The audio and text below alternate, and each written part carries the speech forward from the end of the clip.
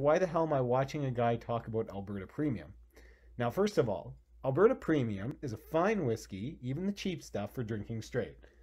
That's my opinion. But this particular edition is a special cask strength rye, which I just got in today from Keg and Cork Liquor. If you're in Edmonton and you don't know, they are delivering. They're a very fine whiskey, wine, everything store off 99th Street. So I really appreciate that they are taking the time to drive fine drinks out to people right now, including myself. So I'm really excited to tuck into this one. Now, I'll give a little bit of background in a bit. First of all, just going to say, when you're setting up to taste whiskey, first thing is, don't decide to do your first whiskey tasting on something like Crown Royal or something like that. Spend $50, right? Go get yourself a bottle that's worth a little bit of something. It doesn't have to be expensive. It doesn't have to be Scotch. The reason I've started to really love Canadian whiskey is the bang for the buck is incredible compared to Scotch. A bottle of Scotch, if you were starting there, you really said to me, no, I want to do Scotch. I want to do that thing that people always say, oh, well, you're a real man if you start there, that sort of thing. Some big peaty, Isla, put hair on your chest kind of whiskey. You're going to be spending 80, 90, $100 to get into something that's worth sipping, worth your time. But Canadian whiskey just doesn't have that same shine to it. And we've got some kind of unique things, right? For instance, rye. You'll often hear whiskey in Canada called rye, just offhand. Not necessarily a lot of people understand that, one, rye is like not a common whiskey grain in the rest of the world, so it is a little bit special to Canada. But two, even though the name's ubiquitous, rye is just a part of most Canadian whiskeys. However, Alberta Premium, for instance, even the cheap stuff is 100% rye, as is this one. So this is cask strength rye. And when they say rye, in this case, it's 100% rye. So that means that they used just rye grains to ferment and make the wash and produce the whiskey. The cool thing about rye, it's not particularly sweet, but it is very spicy. So it's pretty distinctive. Whereas, in like Scotch and Irish whiskey, they tend to use barley, which is a little bit sweeter. And then you have corn in the United States making bourbon, which is super sweet. So it is kind of our northern, spicy, warm, in a cold climate kind of specialty that I really enjoy. So basics of whiskey tasting, whatever it is, like I said, spend $50 on a fine Canadian whiskey. There's lots of craft distillers popping up now too, so you don't have to start off with something from one of the relative big ones. Actually, Alberta Premium is a fairly big distiller. They make a lot of really cheap liquor of all different sorts, but they also make a lot of fine rye that goes into a lot of U.S. mixes, is rebranded in the U.S. Under like Masterton's, a bunch of different labels. I was just reading up when I was looking up this whiskey and found that really interesting. So they do make some really fine stuff, but there's also like Strathcona Spirits here in Edmonton. They're not making, I think their first release of barrel-aged whiskey is just about to come out. But they're making some really interesting like wine and barrel-aged like new spirit type, moonshine type of stuff that's really interesting. There's a Victoria Caledonian they just set up in Victoria a few years ago, and they're winning some World Whiskey Awards. So there's lots of really cool Canadian stuff to check out. So say you've got your bottle already. You can have a Glencairn glass as kind of the standard for whiskey snobs. Of course, it's like wine. They say the shape of the glass controls the amount of air that gets into it. Well, I don't know. I just have them, so I use them. I also sometimes will just grab whatever highball glass I have sitting around. Again, I'm not that fussed about it. My palate's not that sophisticated. I can't tell much of the difference. Yeah, John Santos is so glad he made it in time for the Alberta Premium. So you can use a Glencairn, you can use whatever glass. There's 3 parts, though, to tasting whiskey. Oh, thanks, Linda. I feel like a real pro now. Love you. So, well, one interesting thing, I'm going to get Linda to do this too now that she's gone into this. So there's 3 parts to tasting a whiskey, right? And you shouldn't pour like 3 ounces of it, by the way. Like, give it some room to breathe in whatever glass you got. I pour about an ounce, right? Some whiskey reviewers will have their wife who probably doesn't like whiskey, or, you know, or their husband who doesn't like whiskey, and don't need to be biased here. They'll get them to review the first part of it, which is the nose. So just like literally sticking your nose. Ooh, that is fascinating. That's definitely not regular Alberta Premium. So get someone who doesn't taste whiskey very often to get it a sniff, because if they like it, chances are you're really gonna like it. Linda, do you mind giving this a little sniff? Okay, off camera. Yes. Yes. Yes. Anything you smell in it? Smoky alcohol. Smoky alcohol. Okay, there you got it, folks. Smoky alcohol. Amazing. To add a little bit of depth to that, so when they talk about, like, there's the nose, the palate, and the finish, and they're called some different things, but that's basically it. There's 3 phases to it. So obviously the nose. This one, someone described this, another reviewer described this as smelling like bubble gum. I can actually see where they were coming from. So people will have those weird, like, they'll say it tastes like rotting soil or rotting straw, or it'll taste like leather, like things that no one could possibly have eaten.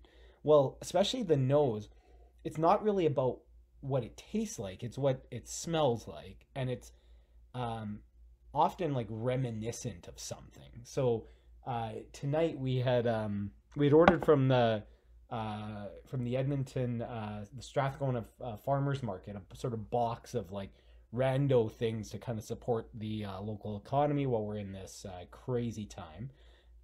So we got some Pink Lady mushrooms. Decided was gonna make like mushrooms on toast, so I happened to have a bottle that came with this shipment of Fino Sherry, which goes great with mushrooms. So threw some butter down, started sauteing those mushrooms, and it smelled like barnyard to me. And I don't mean like just like cow shit. I mean specifically, growing up, my grandparents on my dad's side owned a small, like a little bit more than a hobby farm in eastern Saskatchewan. It wasn't like a huge operation. They had a few cows, a few pigs kind of thing. So it wasn't like an overwhelming smell of shit or anything. It was just that like kind of like mix of like hay, soil, little bit of dung, just whatever was like blowing past there. It brought back that memory. And I love when a smell or a taste like brings that back. So like that's just the kind of stuff I would like note if I'm doing a tasting. It's just like what it brings back for you. Now it doesn't have to be that specific. That's kind of like dreamy stuff. It can be, yeah, doesn't remind you of eating bubble gum. This one, one interesting thing. So this is when it says it's cask strength. What that generally means is, so when whiskey gets made, it's about 80 to 90% alcohol, pretty pure. So then they stick it in a barrel. Well, barrels are made of wood, so they actually breathe. They let out some of the alcohol. It's called it's called the angel share. I just kind of drifts up to the angels over time. So depending on how long it's been aged, whatever, it comes out of the cask usually in the 60% alcohol range. So then most whiskey that you buy is around 40 to 43%. They actually just water it down. And the really bad ones will put coloring in it to make sure it looks consistent. Like barrel to barrel, it'll depend what was going on in that barrel. If it was refilled from some other kind of alcohol, whatever. Whiskey that's actually quite aged can come out looking quite light. So when they say it's cask strength, this is 65% alcohol. Now normally that's like really hot. When you would smell that, you would smell that like pungent sort of ethanol, like really like burning sensation, like makes you think of Jose Cuervo kind of thing. This is like just sweet. It's got some banana. It's got like some cherries, just like sweet ripe fruit.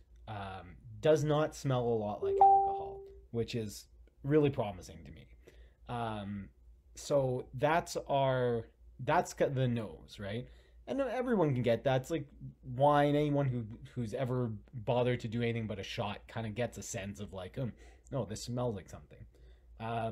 Now the next part, and this is where I think I've gotten the most people who like really seem confused, like why could people possibly like whiskey? Because they're used to think of whiskey as like, okay, I'm gonna shoot this. So like my dad, fine example, Norman, when I first started giving him, like when I first started getting into this, I would go home for Christmas or whatever. I'd say, here, I bought this bottle of scotch, give it a try. Well, he would like pound it back. Well, what happens is if you don't like let the alcohol sit on your palate, all you're gonna taste is alcohol. That's why like tequila's like, well, no, some tequila's really rot gut, but when you think of tequila shots where it just tastes like burning and you just like cringe, your shoulders collapse in and you're just like, ugh, you gotta like shake it off, you're puckering your face. That's just the heat of alcohol. Like that's the only thing, is that all the flavor goes right through. You just got this like ethanol burn in your mouth.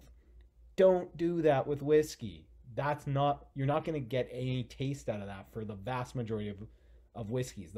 Only the finest whiskey I've ever had like a flavor that seemed to like poof in your mouth, like alcohol evaporating. Like you're not going to get into one of those bottles anytime soon. So the next part is to take it and just let it kind of like roll across your tongue.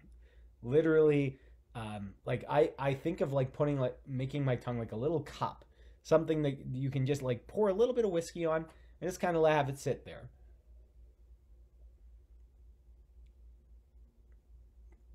So I'm not gonna like let it sit there as long, but like I could sit there for like 10-20 seconds before I like actually take that swallow of whiskey and just kind of see what happens, right? Like you'll really good complex whiskeys, you'll taste something first and then like something else will seem to come up. Then you might think of something else, or like you'll just notice a little bit of change as it sits there, and that's what's happening, is the alcohol is actually like burning off, right? As soon as you open a bottle, even in this glass, the alcohol is like evaporating off. If you let this sit for an hour or two, it's going to taste like way weaker than it would have. So you want to let that like just happen and then see what tastes come out of that. Specifically on this one,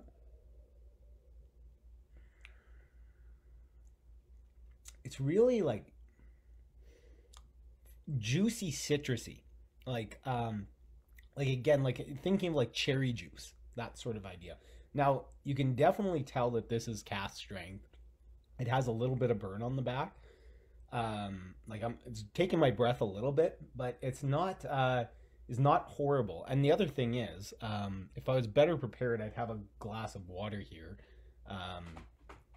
And that was not a hint to Linda, but I guess it is. So I might get a glass of water here, especially anything that's over like 50%, like, and you really want to taste it out. Like actually like have a sip at full strength and then pour like a decent few drops of water in there, because it will change the taste. That alcohol will mask certain flavors and bring out others. You want to pour water? What's that? That sounds messy. You want to pour water? No. You just like it's just like a few drops. Yeah. So like I said, this one is like particularly like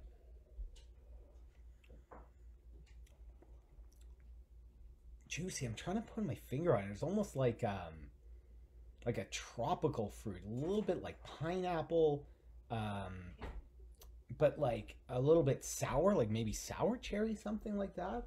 But really pleasant. And like I said, for its like percentage, not bad. Thank you. Cheers. Um, for its percentage, not that bad. Now the finish is the tricky thing, too, in that it happens like as soon as alcohol starts like spilling off the back of your tongue, literally, it's gonna ride that water slide right down to the bottom. Um, that's when you'll get a little bit of a different note again. Like so, your taste comes from as much from your nose as your tongue. Now this is just my wild ass theory that as it goes back into your mouth, you're getting more of it in your nose. So again, you're getting a little bit of a different exposure to the flavor, and especially once, if you really want to catch it, think like it's not immediately after it drifts by, but like don't don't take like a big breath in after that or drink water immediately after. Kind of just like see what kind of hangs around after most or all the liquids actually gone off your tongue. So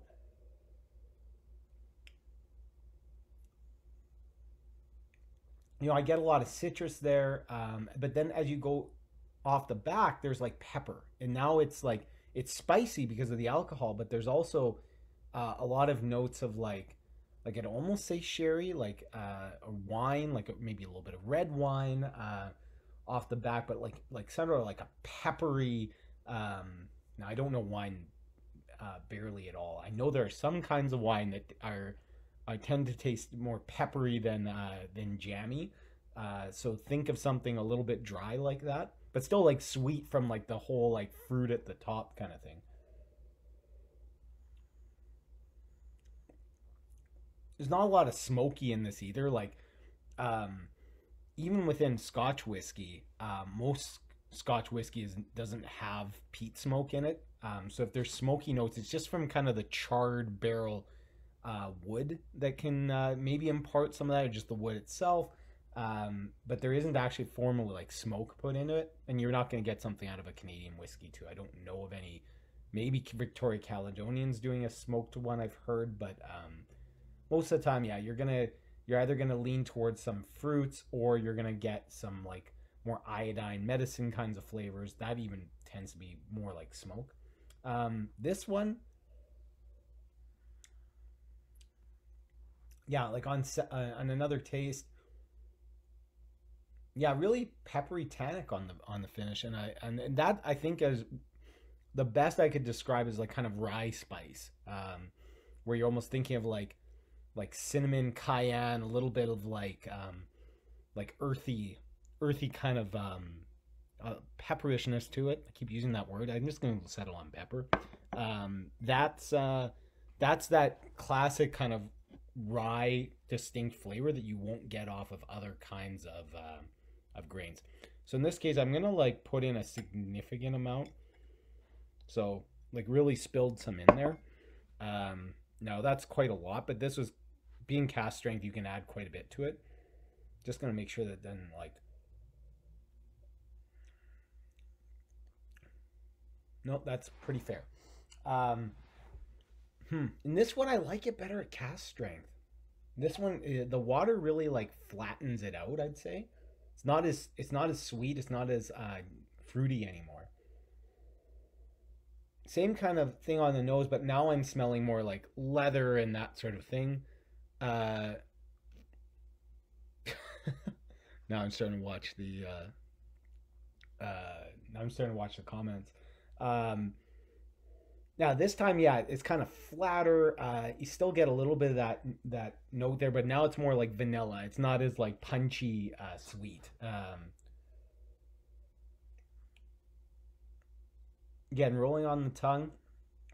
See, now it's not all that impressive. It's like it's got a little bit of like woodiness to it, but really not that distinctive. Just smooth, just nice. Like you got less alcohol burn, that's for sure.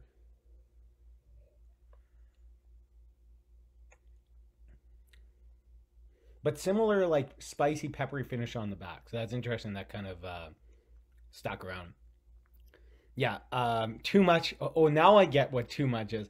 Well, Oh, and if like I said, normally they'll say, oh, just a drop or two, but like that's when you're like, I wouldn't, if the whiskey's at like 50%, I wouldn't put in more than a drop or two, but like something cask strength, you can actually load it up for a bit. Like this might only be 43% now, which is the normal bottling for whiskey. So, this is like kind of bookending it. But again, I don't know what the hell I'm talking about. I'm just some guy who bought a fancy bottle of Alberta Premium and I'm sitting on my couch. You can guess what pants I'm wearing right now, or if I'm even wearing pants. You don't even know that. He is wearing pants. Am wearing pants. No, at the end of the day, so going back to that like how to taste whiskey thing, just let it sit. Like let it like, and when they say like sipping whiskey, like don't just like sip a little bit, sip a little bit, sip a little bit. Like sit there for a bit, pour just a little bit so you don't feel like you gotta like guzzle a bunch, and just let it rip. Spend a minute on a sip. Now that's part of the key. Like I don't spend a ton on whiskey. Like my normal bottle I'd say is about 70-80 bucks.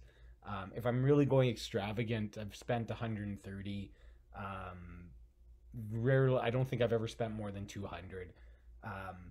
But one of the the incentives of buying more expensive alcohol is you really want to appreciate it. So if you're gonna spend a good amount of coin on something, like get the joy out of every sip, and taste all three phases of the whiskey, because it's gonna taste a little bit different. Or not even taste, like it's gonna smell different, then it's gonna taste, then it's going to finish. Because like when you smell this, it smells fairly similar. The nose is a lot more similar to when it was full strength than it is on the palate. The palate's a lot different by adding water, but the nose isn't that different. It's kind of interesting that it changes that way. So that's like my kind of Coles notes to whiskey tasting. First of all, again, three phases. Let it sit, slowly enjoy, and like if you really want to like have some fun with it, take a few notes. Like I have a little like a Google Keep Notes thing in my phone. I've written one post for like Reddit and like put it up there. And you can have a lot of fun with getting into detailed subscription descriptions, and like this one, if I was gonna say if there's anything weird, like weird tasting that I could put to it, a little bit like there's a sort of a Scotch tapey kind of like vibe to it a little bit. But you can have like fun if you take like 5-10 sips and just compare notes each time. Oh, what I noticed this time. You can have a lot of fun with it, or you can just like kind of take pleasure in whatever the hell you notice and whether you enjoy it or not, and sit and watch whatever trashy or classy show you're watching on Netflix right now, and just enjoy it. I think that if you can like enjoy it at that level, that's where it's a very wise investment to drop 60-80 bucks on something that you'll have a good number of nights just enjoying like that. Specifically this one, Alberta Premium Cask Strength, like it's pretty distinctive, and not in a bad way. Like I don't think it's like a good representation of like a typical like great whiskey. It's kind of got some weird things to it. Like whiskey doesn't normally have that kind of fruity jam to it. And if anything, it's like almost too much of that like bubblegum, cheery kind of thing.